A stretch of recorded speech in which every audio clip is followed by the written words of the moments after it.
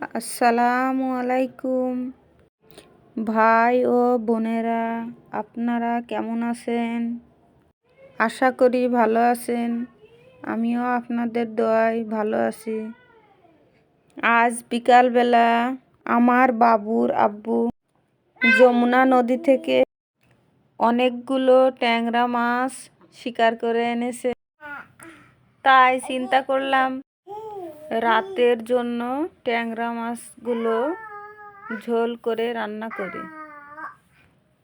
এই রান্নাটি খুব অল্প সময়ের ভিতরে এই রান্নাটি করা যায়।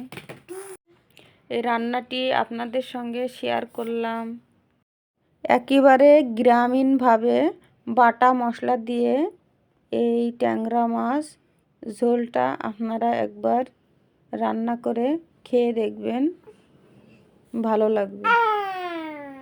আপনারা যারা আমার এই রান্নার ভিডিওটা দেখছেন তারা লাইক, কমেন্ট, শেয়ার করে আপনাদের পাশাপাশি অন্যকেও দেখার সুযোগ করে দিবেন।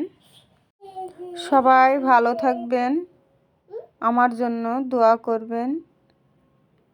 আপনাদের মাঝে আবার আসবো নতুন কোনো ভিডিও নিয়ে। আল্লাহ হাফেজ।